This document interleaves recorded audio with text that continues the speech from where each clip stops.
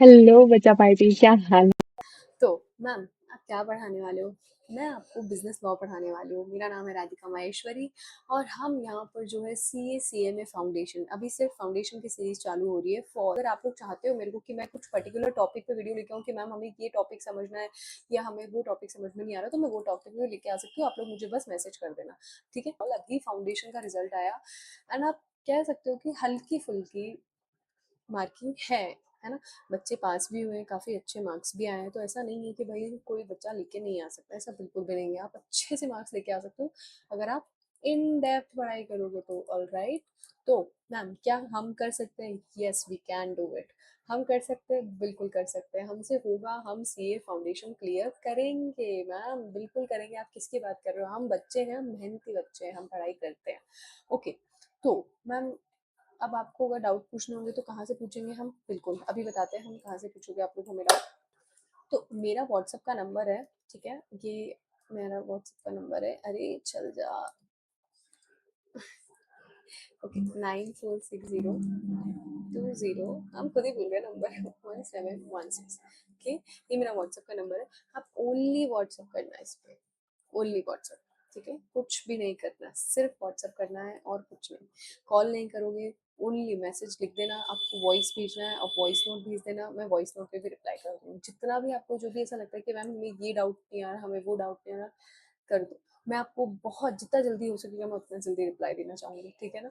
तो अच्छा, एक टेलीग्राम का चैनल और है, वो ज्वाइन कर लेना, जिसको मैं डिस्क्रिप्शन में आपको दे दूँगी कि यार ये आपको ज्वाइन ज्वाइन करना है। तो आप उस पे बहुत सारी पीडीएफ्स आने वाली है। अब अपन टेस्ट भी लेने वाले हैं, मैं आपको इम्पोर्टेंट क्वेश्चंस भी बताने वाली हूँ। तो टेलीग्राम इज सच इम्पोर्टेंट कि यार आप इसको ज्वाइन कर ही लेना बिना सोचे समझे, ठीक है? तो मैम आप पहले अपन क्या करने वाले हैं, तो देखो, आपका जो फाउंडेशन है ना, उसमें आपके जो मॉड्यूल है, ठीक है, जो भी आप रजिस्ट्रेशन करवाओगे उसके बाद आपको जो मॉड्यूल मिलेगा, तो वो मॉड्यूल इनफ है।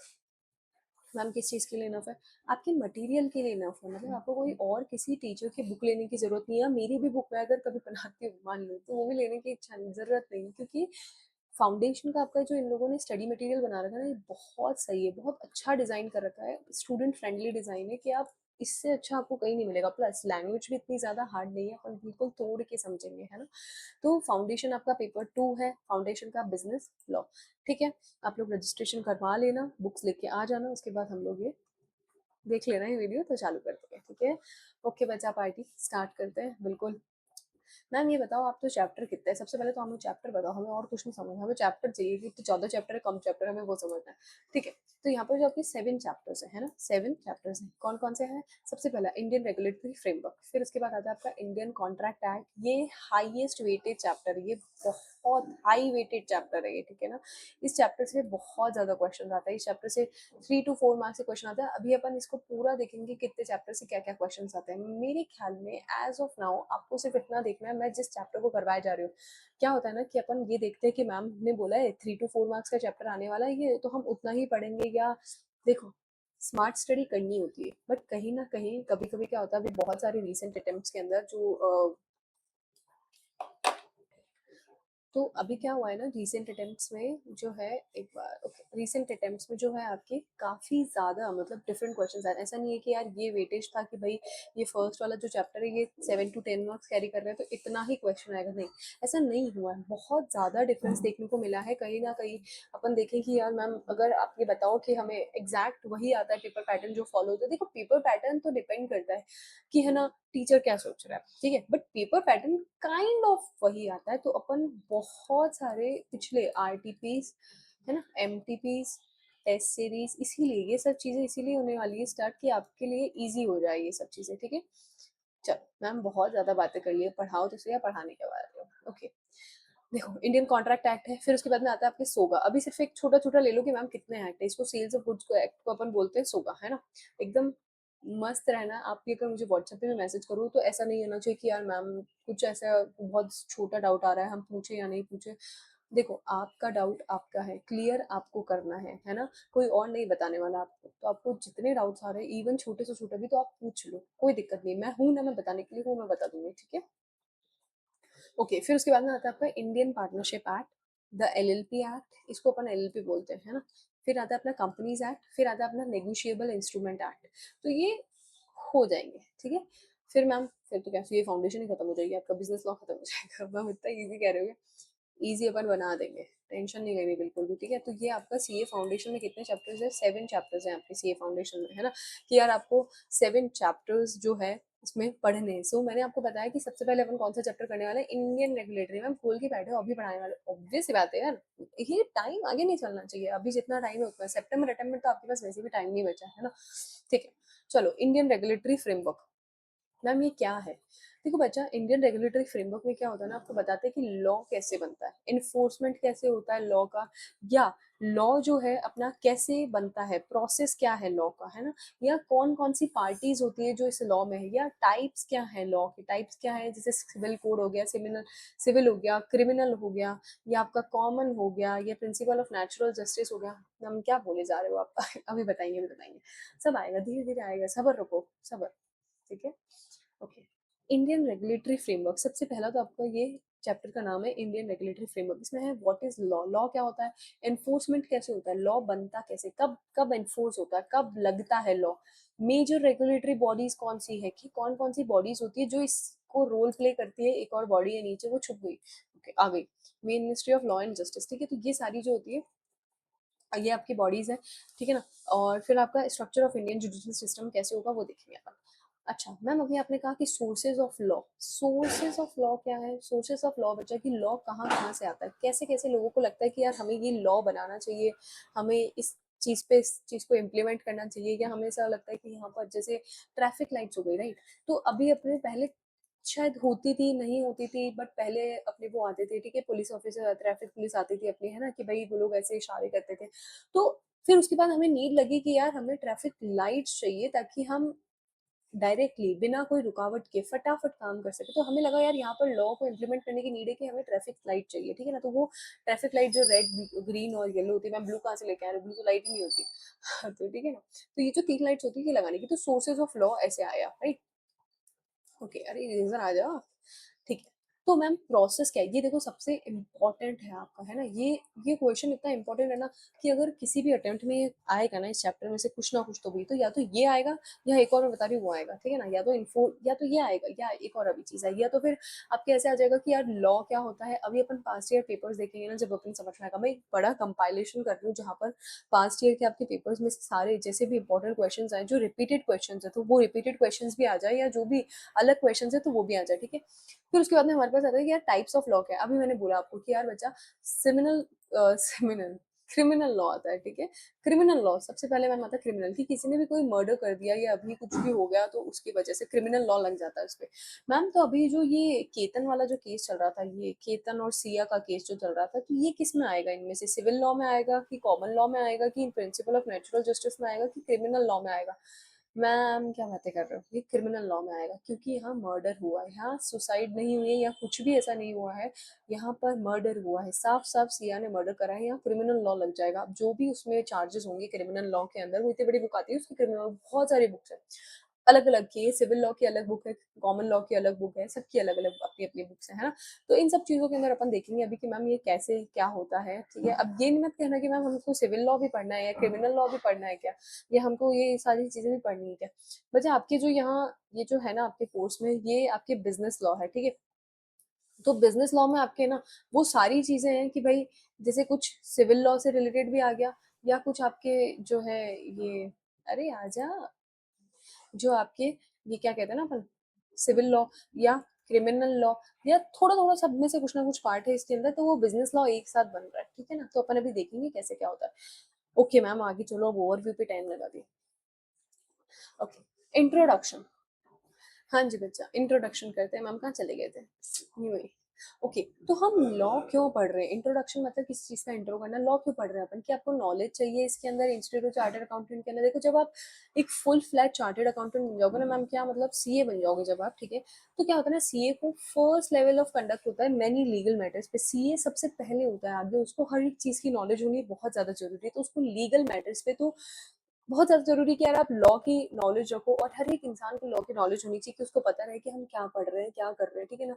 तो सीए को बहुत ज्यादा जरूरत है, इवन सीए में वालों को भी, ठीक है। तो हमारे सब में लॉ है, सीए में के अंदर आपके पता है आपको एमसीक्यूज आते हैं, है ना। एमसीक्यूज छोटे छोटे ये सारे ऐसे 100 एमसीक्यूज आते हैं, राइट, सॉरी 50 एमसीक्यूज आते हैं, मैम गलत बोल रहा हूँ। ओके, 50 एमसीक्यूज होते हैं 2 मार्क्स के, है ना। तो अपन वो भी करने वाले हैं। मेरे पास मैंने एक पीडीएफ कंपाइल कर रखी है जिसके अंदर इंपॉर्टेंट एमसीक्यूज हैं, तो मैं वो पीडीएफ आपको शेयर कर दूंगी टेलीग्राम चैनल पे, आप ज्वाइन कर लेना। और जिसको अगर टेलीग्राम चैनल नहीं मिल रहा तो वो मुझे एक बार व्हाट्सअप कर देना। मैम किस नंबर पे व्हाट्सअप करना है, इस नंबर पे आप एक बार मुझे व्हाट्सअप कर देना, तो मैं आपको वो भेज दूंगी। और आपको क्या चाहिए, आपको जो चीज़ चाहिए, आपको जिस चीज़ की पीडीएफ चाहिए कि मैम हमें इस चीज़ की पीडीएफ चाहिए, वो पीडीएफ लिख देना।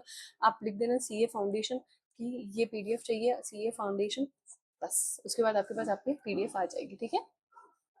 ओके, तो इंट्रोडक्शन अपन पढ़ रहे थे कि अपन क्यों पढ़ते हैं, क्योंकि हमें लॉ की लीगल नॉलेज होनी चाहिए कि अपन एडवाइस कर सके अपने मैनेजमेंट को, अपने क्लाइंट्स को उनकी लीगल मैटर्स पे, ठीक है ना।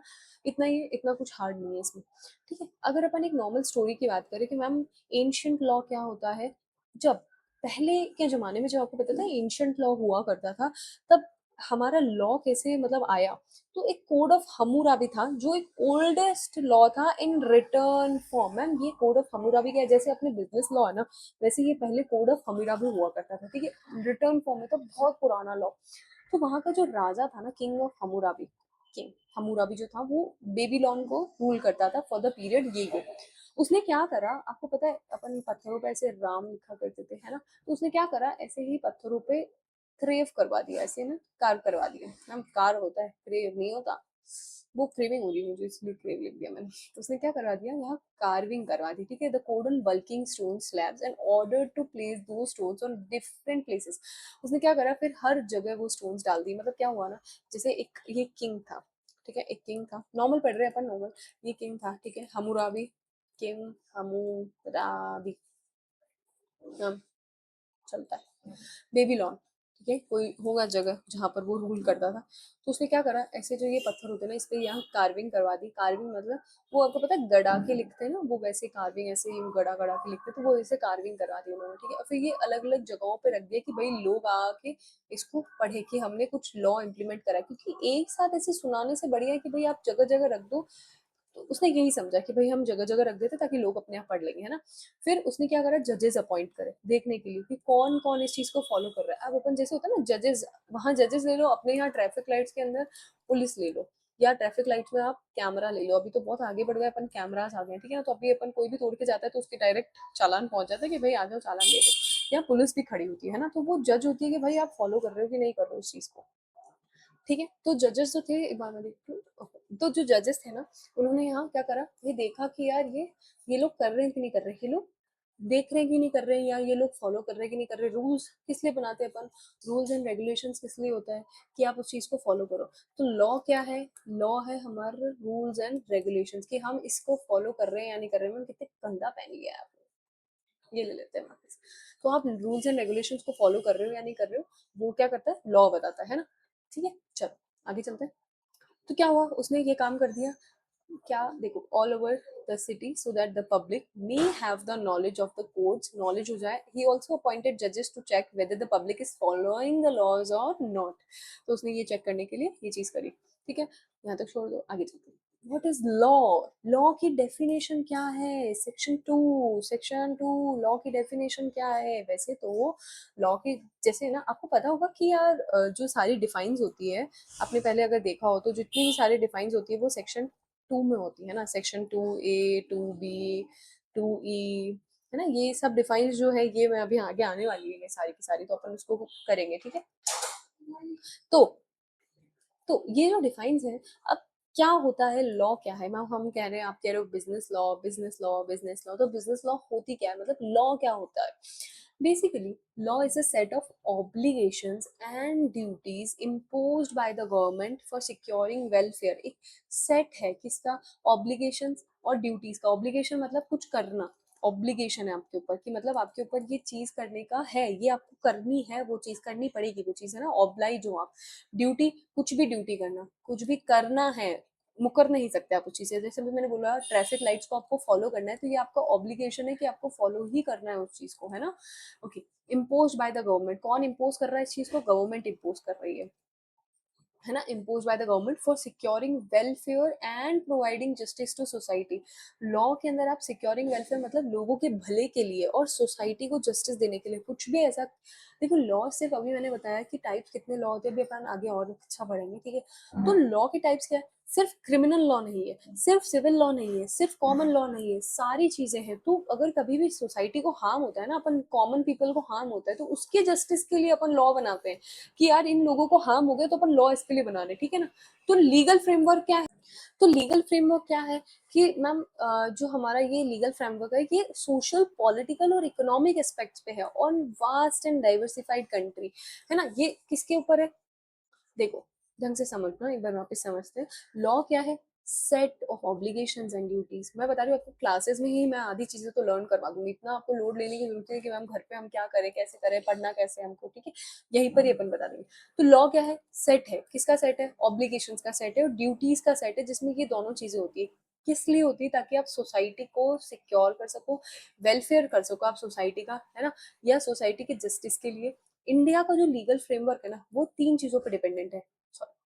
कल्चर भी ले सकते हैं बट वो मेनली तो सोशल, पॉलिटिकल और इकोनॉमिक, है ना। और कल्चरल एक्सप्रेस में भी है कि यार यार आप कल्चरल, कुछ ऐसी कल्चरल चीजें हो रही है जिसके अंदर आपको लॉ लाने की नीड है, तो वहां पर भी लॉ की आ जाती है, ठीक है। Of our vast and diversified country, कोई भी ऐसी डाइवर्सिफाइड कंट्री, कोई बड़ी कंट्री के लिए अगर है, तो इंडिया का लीगल फ्रेमवर्क जो बहुत बड़ी कंट्री है ना, तो इसके लिए अपन को हर जगह, चाहे सोशल हो, चाहे पॉलिटिकल हो, चाहे इकोनॉमिक हो, चाहे कल्चरल हो, इन सब चीजों के लिए।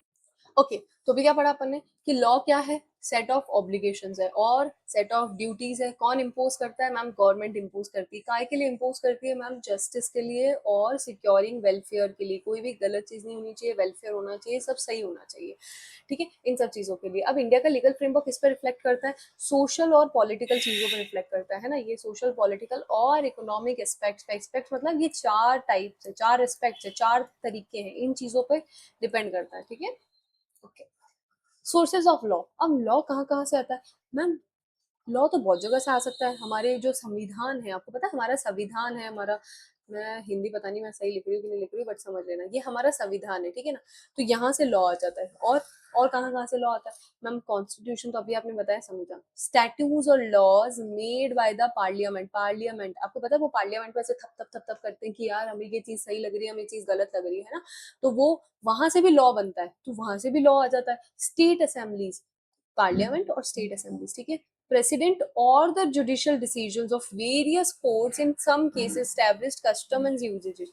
क्या होता है कि कुछ कोर्ट्स होती है ना, तो वो कुछ चीजें बताते हैं, जैसे सुप्रीम कोर्ट। अब मान लो जैसे कुछ केस स्टडीज होती है ना, केस स्टडीज क्यों आती है, ताकि आगे कोई भी सेम ऐसी चीज हो तो उसके लिए वही चीज लागू हो। तो मतलब लॉ कौन बना सकता है, सुप्रीम कोर्ट ही बना सकती है। कोई ऐसा केस हुआ जिसके ऊपर आपको ऐसा लगता है यार ये तो केस लॉ बनना चाहिए, कि यार ये तो कुछ डिफरेंट है ना, ताकि आगे अगर कोई भी ऐसी चीज आती है तो हम वही चीज वापस रिपीट ना हो, वही वापस सुप्रीम कोर्ट का टाइम वेस्ट ना हो, सेम इस केस लॉ को अप्लाई कर लो और बाकी सारी चीजें हो जाए, ठीक है।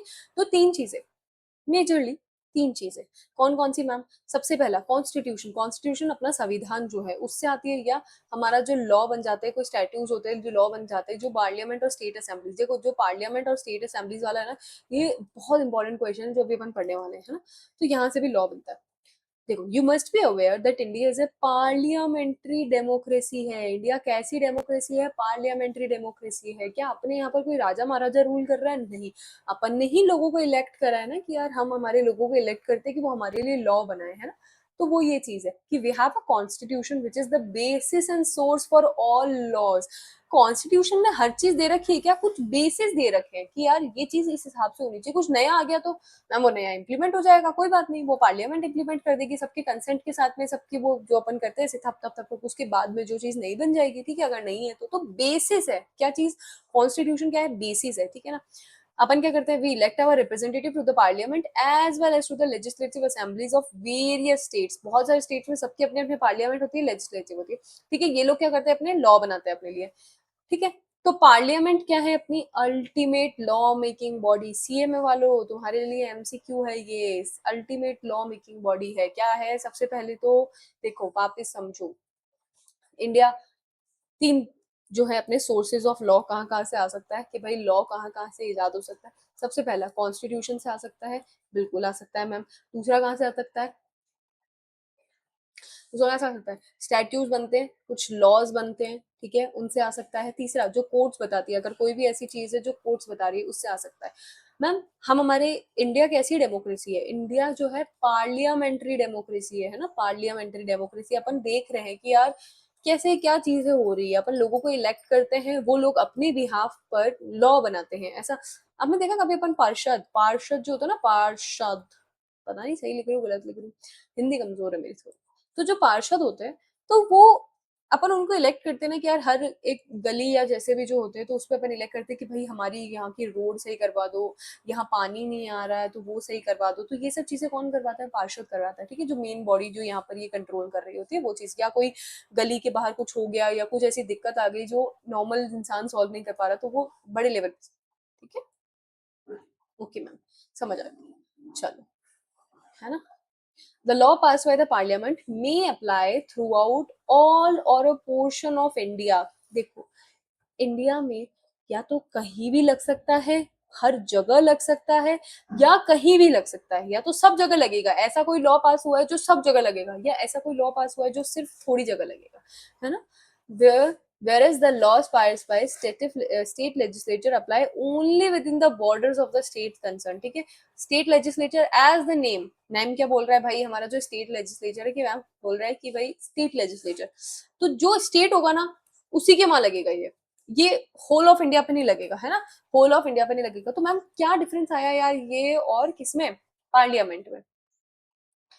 तो दोनों में क्या डिफरेंस आया? दोनों में ये डिफरेंस आया कि जो पार्लियामेंट है वो या तो पूरे इंडिया पे भी लग सकता है या पार्ट ऑफ इंडिया पे भी लग सकता है, ठीक है, बट स्टेट वाला सिर्फ स्टेट वाले पे लगेगा, है ना, ये बाहर नहीं जा सकता। या जो कंसर्न हो रहा है, मतलब जहां कोई दिक्कत आ रही है तो वहां लगेगा। कहीं बार आपको लग रहा है कि यार स्टेट से कहीं और आगे, राजस्थान से, अगर मैं राजस्थान से हूँ तो अगर राजस्थान के आगे मुझे ऐसा लग रहा है कहीं और लगाना चाहिए, स्टेट पे किसी और स्टेट पे लगाना चाहिए, तो वो चीज पॉसिबल नहीं होगी। वो चीज कब होगी? जब आप कोई चीज पार्लियामेंट से निकल रही है, कोई भी लॉ अगर पार्लियामेंट से निकल रहा है तब वो चीज पॉसिबल है, वरना वो चीज पॉसिबल नहीं है, ठीक है, ओके। तो क्या होता है ना कि गवर्नमेंट ऑफ इंडिया ने एक पास करा था एक्ट, है ना, पार्लियामेंट जो यूनाइटेड किंगडम का जो था, कॉन्स्टिट्यूशन ऑफ इंडिया। मतलब जैसे देखो, यूनाइटेड किंगडम, यूनाइटेड जो यूके जो था, उनका एक लॉ था, उनके वहां पर भी एक लॉ, अपन उसको इंग्लिश लॉ बोलते हैं, ठीक है। तो वहां से ही अपन ने अपना इंडियन लॉ उठाया है। क्या करा है मैम? वहीं से इंडियन लॉ उठाया, बस थोड़े से उसमें चेंजेस करे, क्योंकि वहां जो था ना वो यूनिटरी था, वहां पर बहुत चीजें सेम सेम, मतलब वहां यूनिटरी था, हम यहाँ पर फेडरल लेके आए। मैम यूनिटरी और फेडरल मतलब, फेडरल मतलब अपन ने कुछ अलग चेंजेस करे, है ना। मतलब जैसे अपन यहाँ कहते हैं ना, for the people, by the people, to the people, ठीक है, तो यहाँ पर लोगों के लिए ये सारे लॉ जो फेडरल में है लोगों के लिए। यूनिटरी पहले वहाँ उनके वहाँ अलग लॉ हुआ करते थे, कुछ चीजें सेम हुआ करती थी जो अपने यहाँ अलग है। तो डिफरेंस है कुछ ना कुछ, ठीक है, उस पर अपने को जाने की जरूरत नहीं। बट हाँ ये देख लो कि जो गवर्नमेंट ऑफ इंडिया है, कौन सा एक्ट? 1935, 1935 गवर्नमेंट ऑफ इंडिया का कौन सा एक्ट था? 1935 में पास करी थी ये चीज, जो पार्लियामेंट के थ्रू पास हुई थी, of the in United kingdom. जो कॉन्स्टिट्यूशन ऑफ इंडिया का क्या है? प्रीकर्सर है। प्रीकर्सर मतलब कि कुछ पहले आ रहा है, मतलब अपन कुछ बेस ले रहे हैं, इसका बेस लिया अपन ने, उसके बाद अपन ने अपना इंडियन लॉ बनाया, है ना। तो अपन ने कुछ बेस लिया, उसके बाद कोई चीज बनी है, ठीक है, ओके। तो it defined the characteristics of government from unitary to federal, powers were distributed between centre and state. आपको पता है ना अपने यहाँ पर दो है, एक सेंट्रल है और एक स्टेट गवर्नमेंट है, दो गवर्नमेंट है। वहां पर सिर्फ एक सेंट्रल गवर्नमेंट थी, जो यूनिटरी वाला वन कह रहे हैं ना, वहां सिर्फ एक सेंट्रल गवर्नमेंट थी, सेंट्रल गवर्नमेंट। यहाँ अपनी दोनों गवर्नमेंट है, तो दोनों की अपनी अपनी पावर है ना, कि भाई सेंट्रल गवर्नमेंट जो है लिकर का लाइसेंस वगैरह वो सप्लाई करता है, या जैसे भी होता है, तो ये सब चीजें अपनी अपनी पावर। अपन अभी आगे पढ़ेंगे कैसे क्या होता है, किस चीज के पास क्या क्या है। देखो प्राइमरीली आपके कोर्स में जो है सेंट्रल और स्टेट गवर्नमेंट के पास क्या पावर दे रखी है वो चीज नहीं है, है ना। अपने को बस इतना सा पढ़ना है कि यार लॉ क्या दे रखा है, किस चीज के बारे में कैसे कैसे लॉ दे रखा है। कि मान लो जैसे ए ने बी को कुछ बोला कि मैं तेरे से सामान ले रहा हूँ, बी ने ये बोला कि ठीक है चल तू मेरे से सामान ले ले, तो तू मुझे पेमेंट करना। मैम क्या घिसड़ पिसड़ में समझा रहे हो? रुको, देखो लॉ कैसे क्या है इसमें। ए ने बी को बोला मैं तेरे लिए कुछ सामान ले रहा हूँ, तेरे से ना मैं वीट ले रहा हूँ, ठीक है, वीट जानते हो ना, तो वीट ले रहा हूँ।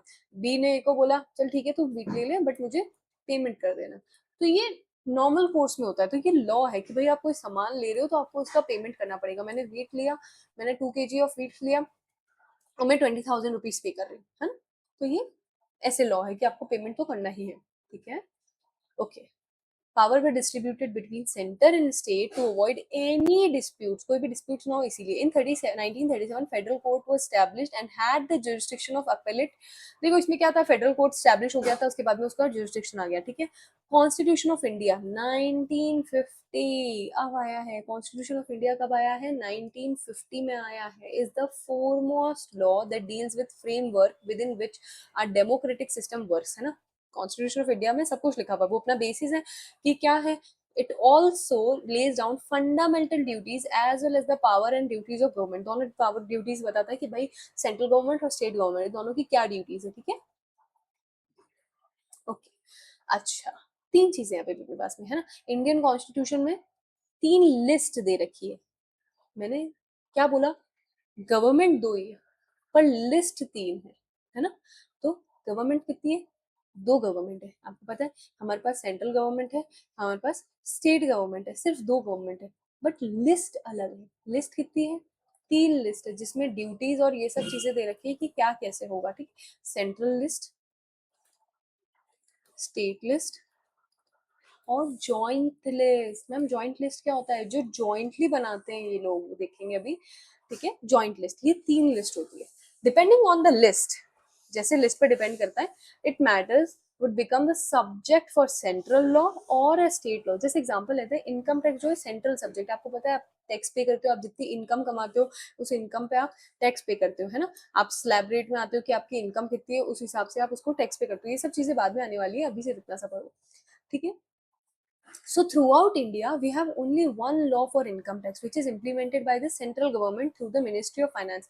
Ministry of Finance, Ministry of Finance है ना। Ministry of Finance बताता है कि भाई हमको कैसे इम्प्लीमेंट करना है, जो सेंट्रल गवर्नमेंट के थ्रू इम्प्लीमेंट होगा, है ना। तो इनकम टैक्स जो, देखो बुक के जो एग्जांपल्स है ना आपके, वो इक्वली इंपॉर्टेंट है। अगर अपन कोई और एग्जांपल ले रहे हैं तो आपके एग्जाम के आने के चांसेस है ना। अगर मैं यूँ कहूँ, आपके पूछ रहे हो मुझे कि मैम एग्जाम में हम जो है, अगर जैसे ये इसमें जो एग्जांपल दे रखे हैं, जैसे अब ये इनकम टैक्स का एग्जांपल था, तो क्या इनकम टैक्स का एग्जांपल हमारे एग्जाम में आ सकता है फॉर सीएमए स्टूडेंट्स? बिल्कुल आ सकता है एग्जाम में। देखो वो लिख सकते हैं कि भाई इनकम टैक्स कौन इम्प्लीमेंट कर सकता है, तो आपको पता होना चाहिए कि income tax central government implement करती है। ओके, आगे चले। Okay, we also have matters for which both central government as well as state government can pass law। अब दो है, दोनों भी कर सकते हैं, दोनों के मैटर्स भी है वो भी। Levy of stamp duty is such an example, both central government have governing levy of stamp duty. अब स्टैम्प ड्यूटी क्या होता है, देखो इन डेप्थ अभी इसमें इतना जाने की नीड नहीं। स्टैम्प ड्यूटी है ना, जैसे आप किसी भी लैंड को ले रहे हो तो उस लैंड पे कितनी स्टैम्प ड्यूटी होगी, उसका पेमेंट अपन करने वाले हो उसके हिसाब से, ठीक है। वो लैंड उतनी होगी वैल्यूएबल, तो उस हिसाब से ये सब चीजें इतना इन डेप्थ जाने की जरूरत नहीं, बट हाँ स्टैम्प ड्यूटी की लेवी कौन करता है? दोनों करता है, ठीक है ना, जॉइंट में आ गया ये। Now the very important, the process of making a law. देखो कान खुले रखना, समझना। 2 मिनट का ब्रेक ले लो भले पानी का, बट बिल्कुल समझना इस चीज को। हाँ जी बच्चों, तो हम लोग देख रहे थे कि यार लॉ कैसे बनता है, ठीक है। तो लॉ कैसे बनता है, मैम ने आपके लिए एक चार्ट प्रिपेयर करा है, उससे अपन समझेंगे कि लॉ कैसे बनता है। देखो हम ये देख रहे हैं प्रोसेस ऑफ लॉ। अगर आपके एग्जाम में भी क्वेश्चन आएगा ना, तो ऐसे ही आएगा कि प्रोसेस ऑफ लॉ क्या है ना। ओके मैम, क्या होता है सबसे पहले, तो जो आप लॉ प्रपोज करते हो, जो आप एक पेज होता है जो उसको क्या बोलते हैं अपन? बिल बोलते हैं। ये जैसे मैंने ये लॉ में कुछ लिखा है यहाँ पर कि मुझे ये चाहिए, तो उसको क्या बोलेंगे अपन? बिल बोलेंगे, ठीक है ना। जो लॉ प्रपोज करते हैं पार्लियामेंट में, उसको क्या बोलते हैं? बिल। उसमें फिर उस बिल पे क्या होता है? डिस्कशन एंड डिबेट होती है, ठीक है। जैसे मैंने अभी बताया था कि पार्लियामेंट में डिस्कशन एंड डिबेट होती है, वो ऐसे ऐसे अपन थप थप थप थप करते हैं कि भाई कौन इसके हित में है और कौन इसके अहित में है, ठीक है। उसके बाद में क्या होता है? लोकसभा में पास होता है वो जो बिल अपन ने डिस्कशन एंड डिबेट पे करा था, उसके बाद में वो लोकसभा में पास होता है। मैम लोकसभा पहले आता है कि राज्यसभा पहले आता है? पहले लोकसभा आता है फिर राज्यसभा आता है। तो इसको इसी ऑर्डर में लिखना है, बिल्कुल इसी ऑर्डर में लिखना है। तो मैम कैसे पता, याद कैसे रखेंगे हम कि यार पहले लोकसभा आ रहा है कि राज्यसभा आ रहा है? देखो एल पहले अल्फाबेटिकल ऑर्डर में पहले आता है ना, एल, तो लोकसभा पहले आता है, उसके बाद राज्यसभा बाद में आता है ना, तो राज्यसभा आर बाद में आता है ना। तो अपन ऐसे देखेंगे। तो वापस लॉ प्रपोज होता है पार्लियामेंट में, उसको क्या बोलते हैं? बिल। क्या बोलते हैं? बिल। उसके बाद क्या होता है? डिस्कशन एंड डिबेट होता है मैम। उसके बाद लोकसभा में वो पास होता है, अगर लोकसभा में पास हो गया तो राज्यसभा में पास होगा। फिर क्या होता है मैम? फिर होता है प्रेसिडेंट की असेंट चाहिए होती है। असेंट मतलब प्रेसिडेंट की एक्सेप्टेंस चाहिए होती है, प्रेसिडेंट के सिग्नेचर चाहिए होते हैं। तो जब तक उस चीज पे प्रेसिडेंट के सिग्नेचर नहीं आएंगे, जब तक वो बिल कोई काम का नहीं है। तो आपका प्रेसिडेंट का सिग्नेचर होना बहुत जरूरी है, ठीक है। तो प्रेसिडेंट कौन है अभी? द्रौपदी मुर्मू जी, है ना। तो ऑब्टेन क्या करेंगे अपन, acceptance of president of India, फिर नोटिफाई करेंगे गवर्नमेंट पब्लिकेशन में। क्या होता है ना, जब एक प्रेसिडेंट जो होता है जब वो अपनी एक्सेप्टेंस दे देता है कि यार ये चीज है कि हाँ भाई ये सही लग रहा है, बिल एकदम परफेक्ट है, पास हो जाना चाहिए, तो क्या होता है गवर्नमेंट जो पब्लिकेशन में, आपको पता है कि अपने न्यूज़पेपर्स आते हैं, है ना, अपने तो न्यूज़पेपर आते हैं कि यार ये अपन यहाँ पर जो है ये देख रहे होते हैं कि इसमें ये हेडलाइन आई है, आज वो हेडलाइन आई है, तो गवर्नमेंट का भी ऐसे ही एक न्यूज़पेपर होता है जब बताना होता है कि लॉ पास हो गया है ना, ये लॉ इम्प्लीमेंट हो चुका है और हम इसको लागू करने वाले, तो वो गवर्नमेंट क्या करती है, उसको नोटिफाई करती है। क्या करती है, नोटिफाई करती है, किसमें, पब्लिकेशन में। उस पब्लिकेशन को क्या बोलते हैं, ऑफिशियल गैजेट ऑफ इंडिया। वापिस समझना, बिल पास होता है, ठीक है, बिल, लॉ प्रपोज करते हैं पार्लियामेंट में, उसको क्या बोलते हैं, बिल। उस पे क्या होती है, डिस्कशन एंड डिबेट, उस पे फिर पास होता है वो लोकसभा के अंदर, फिर राज्यसभा में, फिर प्रेसिडेंट की एक्सेप्टेंस चाहिए होती है, फिर गवर्नमेंट क्या करती है, नोटिफाई करती है। मैम कहाँ नोटिफाई करती है, कोई तो पेपर होगा, कुछ तो नाम होगा, कोई पब्लिकेशन का, कहाँ नोटिफाई करती है, ऑफिशियल गैजेट ऑफ इंडिया में नोटिफाई करती है कि हमें यहाँ पर ये चीज लागू हो चुकी है। जैसे आपको पता है, मैंने बताया था किंग ऑफ हमूराबी, किंग हमूराबी जो था, वो हमूराबी ने, उसका ऑफिशियल गैजेट क्या था, उसके अकॉर्डिंग उसका ऑफिशियल गैजेट पत्थर थे उस टाइम पे, है ना, उसने कार्विंग करी थी पत्थर पे, और हर जगह, हर शहरों के अंदर, हर स्टेट्स में, हर डिफरेंट सिटीज के अंदर वहां पर उसने वो रखवा दिए थे कि भाई पता चल जाए लोगों को कि ये कोड लागू हुआ है ना, तो उसके लिए वो ऑफिशियल गैजेट था। अपने लिए क्या है, जो पब्लिकेशन होती है गवर्नमेंट, उसको बोलते हैं अपन ऑफिशियल गैजेट, ठीक है, ओके। तो मैम गवर्नमेंट ने ऑफिशियल गैजेट पे भी कर दिया। अब लॉ जो है इफेक्टिव हो जाएगा फ्रॉम डेट मेंशन। मान लो इस ऑफिशियल गैजेट में, ये ऑफिशियल गैजेट जो भी आया था, इसमें डेट थी 10th of June, ठीक है, उसी दिन से वो लागू हो जाएगा। अच्छा, तो अब ये जो 10th of June डेट थी ना, तो ये 10th of June क्या कहलाएगी मैम, ये कोई डेट भी तो कुछ कहलाती होगी ना, ऐसे तो है नहीं कि यार नॉर्मल सी डेट है कि भाई हाँ भाई ये डेट है, ऐसे नहीं। इस डेट को जब जिस दिन लागू होता है ना कोई भी लॉ, उस डेट को बोलते हैं अपन इफेक्टिव डेट। क्या बोलते हैं, इफेक्टिव डेट। तो बिल पास हुआ, डिस्कशन एंड डिबेट हुआ, उसके बाद राज्यसभा से निकलेगा, फिर सॉरी मैम खुद गलत बोल रही, बिल पास हुआ, उसके बाद डिस्कशन डिबेट होगा, लोकसभा से निकलेगा। नाउ यू नो कि लोकसभा पहले आता है क्योंकि अल्फाबेटिकल ऑर्डर है, तो वो पहले आएगा। मैं गलत नहीं थी, मैंने आपको पकड़ने के लिए करा था कि मेरे साथ साथ आप भी बोल गए होगे, पक्की बात है। चलो ओके, तो फिर लोकसभा में होता है, फिर राज्यसभा में होता है, फिर गवर्नमेंट जो है पब्लिकेशन में पास करती है, उस पब्लिकेशन को क्या बोलते हैं, ऑफिशियल गैजेट बोलते हैं मैम, ऑफिशियल गैजेट बोलते हैं। उसके बाद अच्छा एक बात बता ना, प्रेसिडेंट की एसेंट क्यों भूल गया तुम लोग, तो ओके, तो राज्यसभा के बाद में प्रेसिडेंट की असेंट आएगी, ठीक है। उसके बाद गवर्नमेंट पब्लिकेशन करती है ऑफिशियल गैजेट में, लॉ इफेक्टिव हो जाता है फ्रॉम द डेट मेंशन्ड, और उस डेट मेंशन को क्या बोलेंगे, इफेक्टिव डेट बोलेंगे, ठीक है। अब जब इफेक्टिव डेट आ गई, नोटिफिकेशन आ गया, किस चीज का नोटिफिकेशन, जो नया लॉ निकला उस चीज का नोटिफिकेशन आ गया, इफेक्टिव डेट आ गई, तो उसको क्या बोलेंगे, एक्ट ऑफ पार्लियामेंट। क्यों एक्ट ऑफ पार्लियामेंट बोलेंगे, क्योंकि पार्लियामेंट से निकला। आपने बिल प्रपोज कहाँ करा था, पार्लियामेंट में प्रपोज करा था, तो बिल, तो उसको क्या बोलेंगे, एक्ट ऑफ पार्लियामेंट। मतलब ये चीज जो है पार्लियामेंट से निकली कि यार ये जो है पार्लियामेंट का एक्ट है, उन्होंने कुछ पास करा है, ठीक है। नाउ समझ आया, okay. Process of law, how law is made, law propose होता है पार्लियामेंट में, बिल बनता है लास्ट लॉ प्रपोज होता है पार्लियामेंट में, इसको कहते हैं बिल, फिर उस पर डिस्कशन एंड डिबेट होती है, लोकसभा में पास होता है, राज्यसभा में पास होता है, प्रेसिडेंट की असेंट चाहिए होती है, उसके बाद गवर्नमेंट जो है पब्लिकेशन में ऑफिशियल गैजेट जो उनका होता है उसमें पब्लिकेट करती है, उसमें नोटिफाई करती है ऑफिशियल गैजेट ऑफ इंडिया में, लॉ इफेक्टिव हो जाता है फ्रॉम द इफेक्टिव डेट। और इफेक्टिव डेट कोई भी कौन सी होगी, जो डेट मेंशन्ड होगी, जो उस बिल में, जो उस ऑफिशियल गैजेट में जो डेट मेंशन्ड होगी, उस डेट पे इफेक्टिव डेट हो जाएगी। और इफेक्टिव डेट एंड नोटिफिकेशन मिलके क्या बनता है, एक्ट ऑफ पार्लियामेंट। क्या बनता है, एक्ट ऑफ पार्लियामेंट, ओके। आ गया, चलो। The process of making law, when a law is proposed in parliament it is called a bill. After discussion and debate, the law is passed in Lok Sabha, में होता है, thereafter it has to be passed in Rajya Sabha, it has to obtain the assent of President of India. Finally the law will be notified by the government in the publication called the Official Gazette of India. The law will become applicable from the date mentioned in the notification as the effective date. कौन सी date हो गई, effective date हो गई। Once it is notified and effective, it is called an act of parliament. जब वो notified भी हो जाती है, इफेक्टिव भी हो जाती है, तो उसको क्या बोलते हैं, एक्ट ऑफ पार्लियामेंट। आ गया, ओके। टाइप्स ऑफ लॉ, अभी अपन ने देखा कि मैम टाइप्स ऑफ लॉ कौन कौन से होते हैं। सो सबसे पहला लॉ हमारा आता है क्रिमिनल लॉ, है ना। Criminal law ma'am, criminal law अपने इंडियन पीनल कोड, आपको पता है वो, आपने कभी मूवीज वगैरह देखी होगी तो उसमें वो ऐसे होता है, अकॉर्डिंग टू आईपीसी यानी इंडियन पीनल कोड। कभी भी किसी को सजा मिल रही होती है ना, क्रिमिनल, किसी क्रिमिनल को सजा मिल रही होती है तो वो बोलते हैं according to IPC Indian penal code, ये रहा देखो Indian penal code and code of criminal procedure CrPC, ये भी अलग होता है। इन सब में कुछ ना कुछ दे रखा है, जिस जिसकी पनिशमेंट है वो इन सब में डिफाइन हो रखी है, ठीक है। Define its crime nature and punishment, whereas the criminal procedure code define the exhaustive procedure for executing the punishment of the crimes, ठीक है। जैसे murder, rape, theft, fraud, cheating, assault are some of the examples of criminal offences, okay. चलो civil law, civil law क्या होता है ma'am, जो अभी मैंने आपको शुरू में बताया था इंडिविजुअल और ऑर्गेनाइजेशंस के बीच में होता है। सिविल लॉ किसके बीच में होता है, इंडिविजुअल और ऑर्गेनाइजेशंस के बीच में होता है, उसको बोलते हैं अपन सिविल लॉ, उसके अंदर होता है।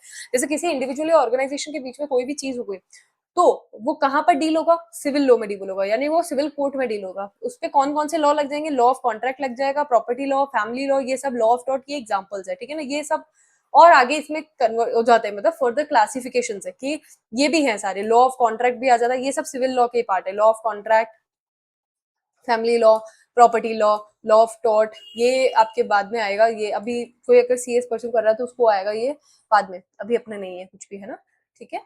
ओके तो मैम ये कौन करता है, इंडिविजुअल एंड ऑर्गेनाइजेशंस के बीच में होती है ये चीज, ठीक है। आ गया, ओके। तो द टू के civil code, civil law primarily focus on, ये देखो प्राइमरी कहाँ गया pen, primary focus on dispute resolution rather than punishment. पता है आपको क्रिमिनल लॉ में पनिशमेंट होती है, ये तो पता है सबको कि यार कोई भी अगर क्रिमिनल है तो उसको डायरेक्ट पनिशमेंट मिलनी चाहिए, ये तो अपन भी कहते हैं कि यार उसको पनिशमेंट क्यों नहीं मिल रही है। पर क्या कोई सिविल लॉ होता है, अगर वो नॉर्मली कुछ हुआ है कि भाई सिविल लॉ इंडिविजुअल और ऑर्गेनाइजेशन के बीच में कोई भी डिस्प्यूट हो गया, डिस्प्यूट मतलब कुछ झगड़ा वगड़ा हो गया, ठीक है, तो उसमें क्या आप किसी को पनिशमेंट देते हो, ऐसे कोई जेल वेल भेज देते हो कुछ क्रिमिनल कुछ ऐसा या कुछ ऐसा, नहीं ना। नॉर्मली डिस्प्यूट जो होता है उसको रिजॉल्व करते हैं, जो भी डिस्प्यूट हुआ होता है उसको रिजॉल्व करते हैं। ऐसा नहीं होता कि यार किसी का अगर मान लो कोई ज्यादा कोई नुकसान हो गया तो उस वजह से यार अपन उसको ऐसा नहीं कि भाई पनिशमेंट दे देंगे, नहीं, वो सॉल्व करने की कोशिश होती है कि भाई सेटलमेंट हो जाए, है ना। तो बस ये चीज आती है। Some example of civil offences are breach of contract, जितने भी ब्रीच हुए, या नॉन डिलीवरी ऑफ गुड्स, अभी अपन पढ़ेंगे, इस पे एक सेपरेट यूनिट है आपके इंडियन कॉन्ट्रैक्ट एक्ट में, इस पे एक सेपरेट यूनिट है आपके, ठीक है। Non delivery of goods, non payment of dues to lender और seller, defamation, breach of contract, disputes between landlord and tenant. Landlord and tenant मतलब जो भी आपके जो एक तो मालिक हो गया और जो रेंट पे रह रहा है वो हो गया, ठीक है। कॉमन लॉ, अभी मैंने आपको एक बताया था कि यार कॉमन लॉ में क्या होता है कि जैसे सुप्रीम कोर्ट जो होती है ना, वो सुप्रीम कोर्ट ऐसे एक केस लॉ निकालती है कि यार ये जो चीज होनी चाहिए ये सब पे लगनी चाहिए, है ना। कोई भी एक ऐसा केस लॉ बना दिया कि जैसे बाल्फर एंड बाल्फर का केस लॉ है जो आप अभी देखोगे, बाल्फर वर्सेस बाल्फर का केस लॉ है। इसमें क्या हुआ था कि एक सोशल एग्रीमेंट पे डील था। तो जैसे आप कभी भी कॉन्ट्रैक्ट करते हो ना जब किसी से, तो आप सोशल एग्रीमेंट नहीं कर सकते, ये अभी आगे पढ़ेंगे अपन, है ना। अभी लाइट लो इस चीज को, इतना लोड नहीं लेना, बस एक एग्जांपल दे रही हूँ कि जैसे ट्रैफिक लाइट का मैंने बताया था कि ट्रैफिक लाइट जो है भाई, आप ट्रैफिक लाइट सबको फॉलो करना है, ये कॉमन लॉ में आ जाता है कि यार ये चीज तो सबको फॉलो करनी है, ये तो सभी फॉलो करेंगे, राइट। देखो a judicial precedent or case law is common law, a judgment delivered by the supreme court will be binding upon the courts। अगर कोई भी सुप्रीम कोर्ट कोई भी जजमेंट निकाल रही है तो आपको पता होगा सुप्रीम कोर्ट हायर अथॉरिटी है ना, बिल्कुल हायर अथॉरिटी। तो अगर ये कोई भी जजमेंट निकाल रही है तो वो सब पे लागू हो, चाहे कोई भी आ जाए उसके बीच में, सब पे लागू है वो, है ना। कोई उसको ये नहीं कह सकते हम तो फॉलो नहीं करेंगे, सब पे लागू है, ठीक है। With in the territory of India under article 141 of the Indian constitution है, मतलब जो टेरिटरी अपनी इंडिया की वही तो लागू होगा ना, ऐसा तो नहीं कि बाहर लागू होगा, ठीक है, बाहर वाले तो ऑब्जेक्ट कर सकते हैं। The doctrine of state decisis is the principle supporting common law. अब स्टेट डिसाइसिस क्या होता है कि डॉक्ट्रिन मतलब आपने कोई जजमेंट निकाल दी वो सब पे एप्लीकेबल है ना। जैसे आपने एक डॉक्ट्रिन ऑफ अल्ट्रा वायरस पढ़ा होगा यार आपके अकाउंट्स में, कि अल्ट्रा वायरस क्या होता है कि आपने अपने मेमोरेंडम से कुछ अगर मेमोरेंडम में नहीं लिखा हुआ और उसके बाहर जाके अपन ने कोई काम करा है, जैसे मान लो मेमोरेंडम में लिखा था आप 2 लाख का लोन ले सकते हो, आपने 5 लाख का लोन ले लिया, तो ये अल्ट्रा वायरस एक्ट हो गया कि आपने ज्यादा कुछ कर दिया, है ना। तो इसको बोलते हैं डॉक्ट्रिन ऑफ अल्ट्रा वायरस, कि ये सबको पता है कि ये अल्ट्रा वायरस जो है ये चीज नहीं हो सकती, है ना, ये पॉसिबल नहीं है। तो यहाँ पर स्टेट डिसाइसिस एक डॉक्ट्रिन है जो सपोर्ट करता है किसको, कॉमन लॉ को, ठीक है। To stand by that which is decided, कौन सा क्या डिसाइड हो चुका है, जो सुप्रीम कोर्ट ने डिसाइड कर लिया वो स्टैंड बाय करेंगे अपन ना.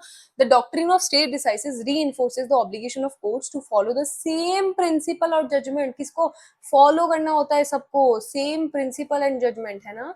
Okay. Bye previous decision when ruling a case where the facts are similar, fact similar है, are or on all four legs with the earlier decision. मतलब मैम, मतलब मान लो अगर या तो किसी का केस सिमिलर है, जैसे मैंने कहा कि यार अगर अपने अभी ट्रैफिक लाइट का देखा कि ट्रैफिक लाइट को सबको फॉलो करना होता है, मतलब ये सिमिलर है ना, ये सबको चारों लेग पे है, फोर लेग्स पे है, कि ये भाई बिल्कुल स्टैंडेबल है, कि सारी चीज सेम है, इक्वल है ना, तो वो डॉक्ट्रिन ऑफ स्टेयर डिसाइसिस पे आता है. ठीक है. Okay. Principle of natural justice. Principle of natural justice मतलब आप सामने वाली पार्टी को मौका दे रहे हो सुनने का, उसको बोलने का मौका दे रहे हो, आप ऐसे नहीं कि पहले ही कुछ कर दे रहे हो. ठीक है. नो वन, पढ़ना एक बार, no one should be made a judge in his own case and it's a rule against prejudice. मैंने कुछ गलती करी, मैं खुद ही कह रही हूँ नहीं नहीं यार क्या है, बढ़िया एकदम, कोई दिक्कत नहीं, मैंने तो कोई ऐसी गलती करी नहीं है, मैं तो मजे में एकदम, तो ये नहीं हो सकता है ना. आपने कुछ अगर कोई भी प्रिंसिपल्स आपके हैं अगर उसके अंदर, अगर आपने खुद पे कुछ ले रहे हो कि नहीं मैं तो खुद ही ऐसे, मैं मेरी इच्छा होगी जैसे करूंगी, सामने वाले की तो मैं सुन ही नहीं रही, मेरी मर्जी मेरी इच्छा मैंने करा है मैं करूंगी, नहीं हो सकता, वो चीज कभी नहीं होगी. ठीक है ना. तो आपको हियर करना है दी अदर पार्टी और give the other party a fair hearing. मतलब आप सामने वाले को अपॉर्चुनिटी ऑफ हियरिंग दोगे, कि यार सुनने का मौका दोगे कि वो क्या बोलना चाह रहा है. ठीक है. And reasoned decision are rules of natural justice. A judgment can override or alter a common law, but it cannot override or change the statute. Judgement है ना, किसी का भी ओवरराइड कर सकता है कॉमन लॉ को. मतलब कोई कॉमन लॉ है, मान लो कुछ ऐसा कोई कॉमन लॉ दे रखा है यहाँ पर, ठीक है, तो इसको ये ओवरराइड कर सकता है, मतलब इसके ऊपर कुछ आ सकता है. ठीक है, जजमेंट आ सकता है, बट क्या कोई स्टैट्यूट है, मतलब कोई एक आपने कह दिया कि ये चीज किसी भी और चीज से नहीं हो सकती है, कहीं भी और चीज से ये चीज पॉसिबल नहीं है, तो क्या आप उस चीज को नेचुरल जस्टिस से हिला सकते हो, उसके जजमेंट से? नहीं. तो स्टैट्यूट कभी भी नहीं हिलेगा. और आपके अगर केस में देखें अपन कि भाई जजमेंट कॉमन लॉ को ओवरराइड कर सकता है, बट स्टैट्यूट को बिल्कुल भी नहीं कर सकता. ठीक है. नाउ वेरी इजी इजी, फटाफट करेंगे, इतना कोई हार्ड नहीं है. एनफोर्स कौन करता है? अब लॉ को करने की अथॉरिटी किसके पास होती है, कि यार ये पार्लियामेंट में जब पास हो जाता है तो उसको एनफोर्स करते हैं अपन. ठीक है. सबबडी शुड मॉनिटर. जैसे जजेस थे ना, वैसे यहाँ पर एनफोर्सर्स होते हैं, कि जो मॉनिटर कर रहे होते हैं कि भाई फॉलो कर रहे हैं कि नहीं कर रहे हैं लोग. ठीक है ना. तो ये इतना इंपॉर्टेंट नहीं है. गवर्नमेंट ने कह रखा है, मिनिस्ट्रीज होती है, मिनिस्ट्री ऑफ कॉर्पोरेट अफेयर्स होते हैं, आपको पता है एमसीए बोलते हैं अपन उसको. ठीक है.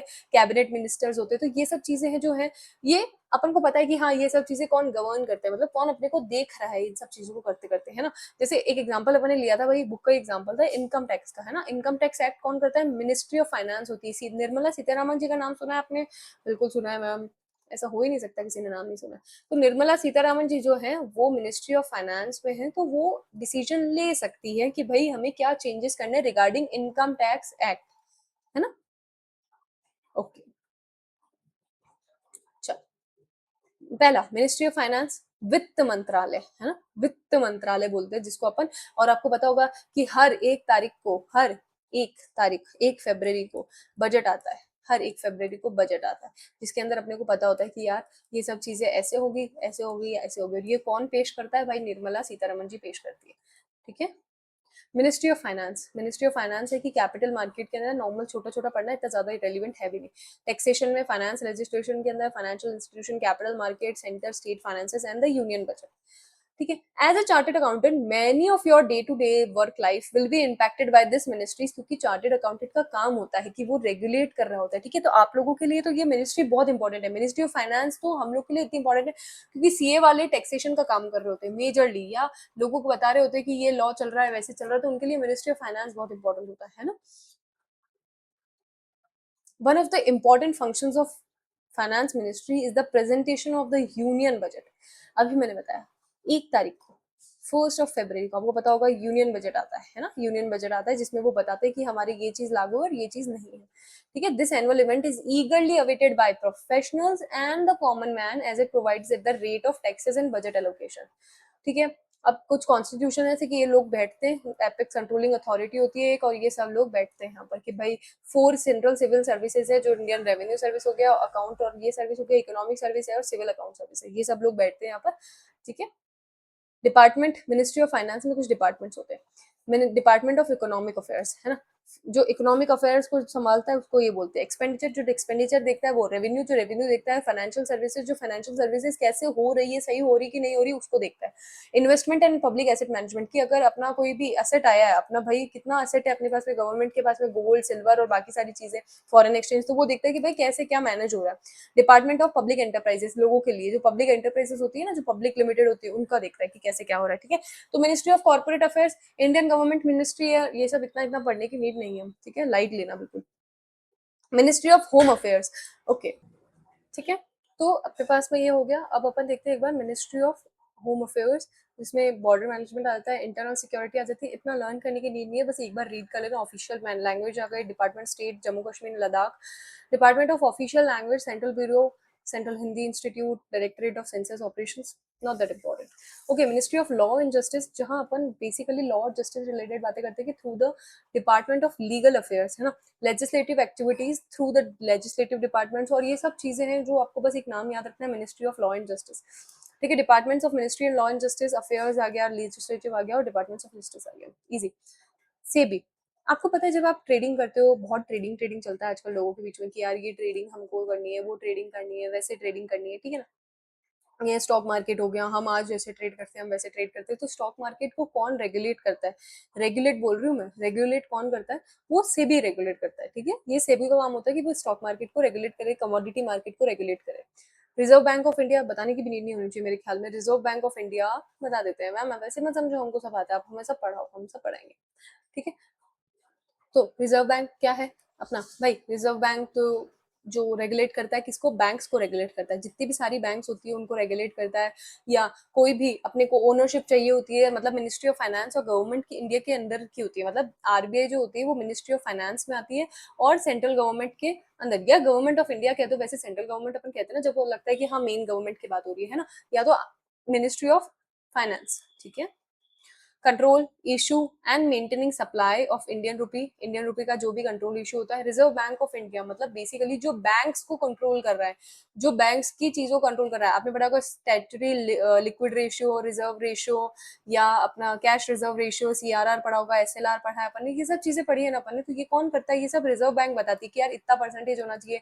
इवन अपना जो इंटरेस्ट रेट होता है, इंटरेस्ट रेट कितना होना चाहिए, वो रिजर्व बैंक बताता है। वो लोग, ये लोग डिसाइड करते हैं कि यार, अगर जो आप एक बात बताओ, जैसे कॉमनली पढ़ते हैं अपन, जैसे मान लो अगर अपन ये देखें कि भाई जो नॉर्मल चीज होती है जैसे इंटरेस्ट रेट है ना, तो बैंक्स की भी इंटरेस्ट रेट होती है, इवन बैंक्स भी एक दूसरे से लोन लेते थे। तो अगर बैंक की इंटरेस्ट रेट ज्यादा होगी ना, तो अपनी भी इंटरेस्ट रेट ज्यादा होगी अगर अपन लोन ले रहे हो तो, क्योंकि पता है अगर कोई सामने वाला लोन ज्यादा में ले रहा है तो अपन को भी तो लोन ज्यादा में मिलेगा। बट अगर अपन ये देखें कि इंटरेस्ट रेट आरबीआई ने बोला कि यार इतना 7.8% होनी चाहिए एफडी की रेट, तो एफडी की रेट 7.8% होगी। तो ये कौन डिफाइन करता है, आरबीआई डिफाइन करते हैं, उनका चीफ जो उनके वहां पर जो मेन आदमी होता है ना, वो डिफाइन करता है कि यार जो टॉप लेवल मैनेजमेंट होते हैं, टॉप लेवल मैनेजमेंट बेसिकली जो टॉप लेवल मैनेजमेंट होते हैं, तो वो डिफाइन करते हैं कि यार हमें ये चीज चाहिए। ठीक है, ओके। फिर अपना insolvency and bankruptcy board of India, जैसे आईबीबीआई बोलते हैं इसको, ये आप आगे आओगे जब पढ़ोगे। इसमें क्या होता है ना कि जैसे जब भी अपन इंसॉल्वेंट हो जाते हैं, इंसॉल्वेंट मतलब अपन जब वो हो जाता है ना, वो कहते हैं अपन कि भाई मेरे पास तो पैसे ही नहीं है, दिवालिया हो जाता है। जब अपन दिवालिया हो जाता है ना, जब अपन कहते हैं कि यार पैसे ही नहीं है, अब तो कुछ भी नहीं है, तो इंसॉल्वेंसी और बैंक्रप्सी होता है जब आपके एसेट्स, जितने भी आपके एसेट्स हैं, जितने भी एसेट्स हैं, उन सब से आपकी लाइबिलिटीज पे ऑफ होती है, तो उसमें इंसॉल्वेंसी एंड बैंक्रप्सी बोर्ड का काम आ जाता है। ठीक है, ओके। स्ट्रक्चर क्या है Indian judicial system, easy. Structure क्या है, आपके पास कोर्ट है, आपके पास कितने कोर्ट्स हैं, मेजरली तो अपन 3 कोर्ट की बात करते हैं, है ना। जैसे पहला सुप्रीम कोर्ट हो गया जो सबसे फर्स्ट पे है, इसकी बात तो सबको माननी पड़ेगी। हाई कोर्ट हो गया उसके बाद में, फिर उसके बाद डिस्ट्रिक्ट कोर्ट आता है। ठीक है, तो अगर अपन मेजर तो अपन वैसे अगर बात करें ना, तो हाई कोर्ट और सुप्रीम कोर्ट की बात होती है अगर एक नॉर्मल सिटी है तो, ठीक है ना। बट टीयर 2 टीयर 1 सिटीज में जाते हैं ना, जब वहां पर डिस्ट्रिक्ट कोर्ट भी आ जाता है, तो डिस्ट्रिक्ट कोर्ट भी आ जाते हैं, तो वो लोग कहते हैं कि यार जो भी अगर डिस्ट्रिक्ट से रिलेटेड कोई भी चीज हुई है तो वो उस कोर्ट में जाएंगे, अगर उसके बाद कुछ है तो वो हाई कोर्ट पे जाएंगे। ठीक है, डिस्ट्रिक्ट के ऊपर कौन आता है, हाई कोर्ट आता है, उसके ऊपर कौन आता है, सुप्रीम कोर्ट आता है। तो एक बार वापस देख लो, सुप्रीम कोर्ट, फिर हाई कोर्ट, फिर डिस्ट्रिक्ट कोर्ट, तो ये ऐसे हायरार्की चलती है ऐसे। ठीक है, ओके। फंक्शंस क्या होते हैं, regulation and interpretation of acts and codes, अगर कोई भी नया एक्ट आया है, कोई भी नया एक्ट ऑफ पार्लियामेंट, कोई भी नया कोड ऑफ कंडक्ट आया, तो उसको रेगुलेट करना, उसको रेगुलेशन करना, उसका इंटरप्रिटेशन करना। इंटरप्रिटेशन मतलब बताना कि भाई कैसे लगेगा ये, ठीक है। कुछ लोगों को समझ में नहीं आते ना, मतलब जैसे मान लो कोई ऐसा एक एक्ट निकाल दिया जिसमें बहुत प्रोफेशनल लैंग्वेज यूज कर रखी, तो अपने को नहीं समझ में आएगा, तो इसके लिए कोर्ट्स आती है कि यार वो समझाएगी अपने को कि यार क्या फंक्शन है उस एक्ट का। डिस्प्यूट करना, कोई भी लड़ाई झगड़ा हो जाता है तो वो कोर्ट से डिस्प्यूट करता है, ठीक है, रिजॉल्व करता है। Promotion of fairness among the citizen of the land, मतलब आप मान लो कि कोई भी अपन ने ऐसा कर दिया कि यार मैंने किसी एक इंसान को आगे बढ़ा दिया और किसी एक इंसान को यहाँ लिख दिया जिसको एक्चुअल में बढ़ना चाहिए था, तो भाई कुछ वो जस्टिस हुआ? नहीं हुआ। तो जस्टिस कब होगा यहाँ पर? जब आप एक्चुअल में इस इंसान को बढ़ाओगे ऊपर, है ना? तो वो काम है। ठीक है, decision of high court are binding in the respective state but are only persuasive in other states. Binding किस पे है? देखो सुप्रीम कोर्ट जो है ना, ध्यान रखना बहुत इंपॉर्टेंट है, इवन डेली लाइफ के लिए कोई आपसे पूछे ना तो इसके लिए भी सुप्रीम कोर्ट सब पे बाइंडिंग है। ऑल ओवर इंडिया पे सुप्रीम कोर्ट बाइंडिंग रहता है, इसका कोई भी सुप्रीम कोर्ट का कुछ भी आता है तो ऑल ओवर इंडिया पे होता है, ठीक है। यही अगर हाई कोर्ट है तो हाई कोर्ट किस पे है? स्टेट पे, उस पर्टिकुलर स्टेट पे तो बाइंड है ही है, बट बाहर वाले जो स्टेट होंगे ना उन पे परसुएसिव है, मतलब उनकी इच्छा होगी तो वो कर सकते हैं, उनको अगर सही लगता है कि भाई हाई कोर्ट ने एक सही डिसीजन निकाला है तो वो लोग इस चीज को परसू कर सकते हैं, वो लोग इस चीज को सही ले सकते हैं कि हाँ ठीक है हम भी वो कर लेंगे। बट हाई कोर्ट कहाँ होता है मेजरली बाइंडिंग, वहां लगना ही है, मतलब वो कहाँ होता है? रेस्पेक्टिव स्टेट में, जिस स्टेट का हाई कोर्ट है उस स्टेट में होगा, ठीक है। Decisions of the supreme court are binding on all high courts. अब क्योंकि सुप्रीम कोर्ट हायर अथॉरिटी है हाई कोर्ट से, फिर डिस्ट्रिक्ट कोर्ट आता है, तो सुप्रीम कोर्ट का तो इस पे तो बाइंडिंग होगा ही ना भाई, कि सुप्रीम कोर्ट डिसीजन ले रहा है तो हाई कोर्ट पे बाइंडिंग होगा। और क्या जो हाई कोर्ट डिसीजन ले रहा है और जो सुप्रीम कोर्ट डिसीजन ले रहा है वो डिस्ट्रिक्ट कोर्ट पे बाइंडिंग होगा, ठीक है, ऐसे है। Supreme court apex body, supreme court को अपन एपेक्स बॉडी भी बोलते हैं। कोई आपसे पूछे ना यार एपेक्स बॉडी क्या है, तो सुप्रीम कोर्ट है वो apex body. It was established on 26 जनवरी 1950, ठीक है। The chief justice of India, ये आर्टिकल्स थे इसके अंदर जो 34 including the chief justice of India, इतना इजी, ठीक है। हाई कोर्ट, वैसे क्या होता है मेजर केसेस के अंदर आप पे जो स्ट्रक्चर होता है ना इस पे पूछ लिया जाता है, बट अभी तक इतना रेलिवेंट नहीं है जितना लॉ का प्रोसेस रेलिवेंट है, तो इसको बस एक बार रीड मार लेना, ठीक है। इतना कोई ज्यादा लोड नहीं है, लॉ के प्रोसेस को आपको एकदम याद करना है, जो कौन सा प्रोसेस था, अगर आपने नहीं लिखा हो ना, अगर आपको नहीं लगा हो कि मैम ये कैसे करना है, तो ये रहा वो लॉ का प्रोसेस। प्रोसेस ऑफ लॉ कैसे बना है? लॉ प्रपोज होता है, बिल पार्लियामेंट में जाता है, ठीक है, ये सब चीजें जो लोकसभा फिर राज्यसभा असेंट चाहिए होती है, नोटिफाई करता है गवर्नमेंट, पब्लिकेशन में ऑफिशियल गैजेट बन जाता है, उसके बाद इफेक्टिव डेट पे वो इफेक्टिव डेट होता है, एक्ट ऑफ पार्लियामेंट में जाता है, ठीक है। उसके बाद डिस्ट्रिक्ट कोर्ट आता है। डिस्ट्रिक्ट कोर्ट कौन है? सिविल लॉ में डील करता है ना, जो भी सिविल लॉ होते हैं, अभी अपन ने पढ़ा था सिविल लॉ किस चीज के बीच में होते हैं? इंडिविजुअल एंड ऑर्गेनाइजेशन के बीच में, ठीक है। तो court session deals with criminal matters. अगर देखो कोर्ट ऑफ सेशंस क्या होते हैं, कुछ यहाँ पर इनमें और भी कोर्ट्स होते हैं, डिस्ट्रिक्ट के अंदर डिस्ट्रिक्ट कोर्ट में और भी कोर्ट्स होते हैं जो क्रिमिनल मैटर से भी डील करते हैं, ठीक है। Under pecuniary jurisdiction a civil जज can try suits valuing not more than ₹2 crore. Civil जज जो होगा ना वो 2 करोड़ से ऊपर के केसेस नहीं ले सकता, ठीक है। तो ये हमारा हो गया 2 करोड़ से ऊपर का, आप है ना मान लो जो जज होते हैं वो उससे नहीं ले सकते, ठीक है। ज्यूरिस्डिक्शन मतलब, मैम ज्यूरिस्डिक्शन का मतलब क्या होता है? पावर टू कंट्रोल, किस ज्यूरिस्डिक्शन में आपका कंट्रोल है, मतलब मान लो मैं ऐसे कह रही हूँ कि यार हाई कोर्ट का अभी अपन ने बात करी कि हाई कोर्ट का किस ज्यूरिस्डिक्शन में आता है। देखो जैसे हाई कोर्ट जो है उसकी पावर, अगर मान लो राजस्थान का जो हाई कोर्ट है तो ये सिर्फ राजस्थान का जुरिस्डिक्शन है, हाई कोर्ट का जुरिस्डिक्शन कहाँ तक है? राजस्थान, विद इन राजस्थान है, बाहर नहीं है उससे, तो इसको क्या बोलेंगे? जुरिस्डिक्शन बोलेंगे, कि सिर्फ राजस्थान तक है, ठीक है। ओके, मेट्रोपॉलिटन कोर्ट्स, देखो मेट्रोपॉलिटन कोर्ट्स जो मेट्रो सिटीज होती है ना उनमें आता है, तो अब वहां पर भी एक कोर्ट होता है, तो वहां पर वो जैसे जिस पॉपुलेशन के हिसाब से, जैसे 10 लाख और मोर की पॉपुलेशन है तो उस हिसाब से वहां पर कोर्ट्स आ जाते हैं, ठीक है ना। जो हाई कोर्ट से कंसल्टेशन पे काम करता है, मतलब आपको मेट्रोपॉलिटन कोर्ट ये नहीं कि आपको जो डिसीजन सही लगा वो आप दे दोगे, नहीं, आपको हाई कोर्ट से पहले समझना पड़ेगा, आपसे बात करनी पड़ेगी, उसके बाद हुआ, ठीक है। चलो बच्चा पार्टी, आपका ये चैप्टर कंप्लीट हो जाता है ना। और अब इसके जो एमसीक्यूज है एक बार आप ट्राई करना, आपको बिल्कुल आ जाएंगे। जैसे देखो, a chartered accountant should be aware of the law because, expert होना चाहिए, हाई कोर्ट और सुप्रीम कोर्ट में उसको आर्ग्यू करना है, he has to advise a management and clients on legal matters at a basic or threshold level. क्या ये सही है? बिल्कुल सही है, क्योंकि उसको एडवाइस करना होता है, सीए लॉ क्यों पढ़ता है? उसको एडवाइस करना होता है। तो बेसिकली जो एमसीक्यूज है वो सीए वालों के लिए है। आपको पता होगा कि सीए वालों के एमसीक्यूज बिल्कुल नहीं आते, उनके क्वेश्चंस आते हैं। अपन पेपर्स देखेंगे कि भाई कितने क्या आते हैं, क्वेश्चंस कैसे आते हैं, प्रॉपर एकदम एमटीपी आरटीपी जितनी हो सकती है अपन सब कुछ देखने वाले हैं, ठीक है। और यही सीएमए वालों के सीएमए वालों को क्या आता है मैम, सीएमए वालों के सिर्फ एमसीक्यूज आते हैं ना, तो उनके वो एमसीक्यू देखने होते हैं। एक बार आप ये लोग पढ़ना, ये सारे एक बार क्वेश्चंस पढ़ना, आपको किसी भी क्वेश्चन में कोई भी डाउट आ रहा है तो मैंने आपको मेरा नंबर दे ही रखा है। और देखो मैंने कहा था आपको कि what is the significance of supreme court and high court in Indian judiciary, वैसे तो ये इंपॉर्टेंट है, बट कुछ केसेस के अंदर मतलब हमेशा ऑलमोस्ट लॉ क्या होता है, लॉ क्या है, सेट ऑफ ऑब्लिगेशंस एंड क्या था, ऑब्लिगेशंस एंड ड्यूटीज, किस लिए होता है, पब्लिक वेलफेयर के लिए होता है और सोसाइटी को जस्टिस देने के लिए होता है। सोसाइटी को क्या देने के लिए होता है, जस्टिस देने के लिए।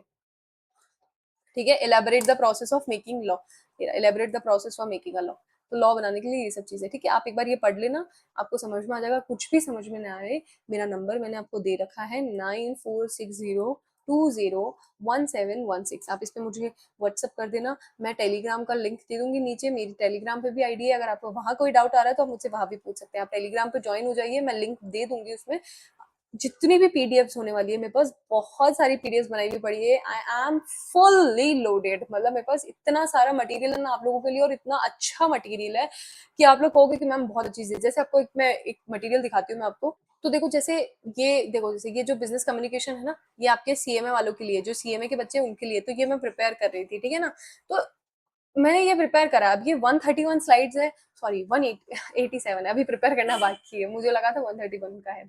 ठीक है, तो इसमें मैंने ये सब कुछ दे रखा है, मैनेजिंग मीनिंग एंड डेफिनेशन, पूरा आपके जितना भी मटेरियल का पार्ट है ना, मैंने पूरा इसमें इंक्लूड करने का ट्राई करा, और बहुत छोटे लेवल पे जितना आपको समझ में आएगा, एकदम छोटा छोटा। जैसे देखो सिग्निफिकेंस, इतने से में सिग्निफिकेंस आ गया, इतने से में ऑर्गेनाइजेशन का सिग्निफिकेंस आ गया, तो ये बहुत छोटी छोटी चीज है। यूज क्या है, अब देखो आप अगर इवन बुक में जाके देखोगे ना, सीएमए का अगर मॉड्यूल में आप जाके देखोगे ना, किसको बिजनेस कम्युनिकेशन का, आपको पता है 20 मार्क्स का बिजनेस कम्युनिकेशन आता है।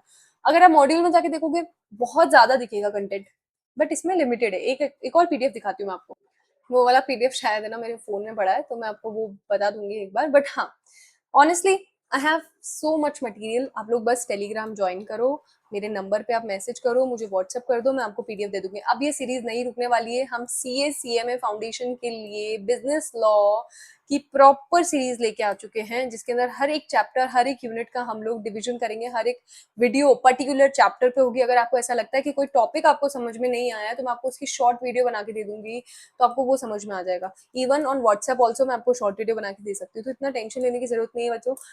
एकदम अच्छे से पढ़ाई करो, आपका अटेम्प्ट आने वाला है, अगर आप सितंबर अटेम्प्ट दे रहे हो तो बहुत अच्छे से लगन करके पढ़ाई करो, क्योंकि क्या है ना, फाउंडेशन निकाल दिया ना तो आपको लगेगा कि हमने बहुत अच्छा काम कर लिया है। तो ये चीज होती है जब आप एक स्टेज क्लियर करते हो ना, आपको ऐसा लगता है कि आप में कॉन्फिडेंस आ गया, एक बहुत ह्यूज लेवल का कॉन्फिडेंस आता है जब आप एक स्टेज क्लियर करते हो। ठीक है, करो मेहनत। और ये चैनल स्टार्ट हो चुका है द एडुसाइलम, अपने फ्रेंड्स को शेयर करना, प्लीज शेयर करना सबको। मैं यहाँ पर बहुत चीजें लेके आने वाली हूँ।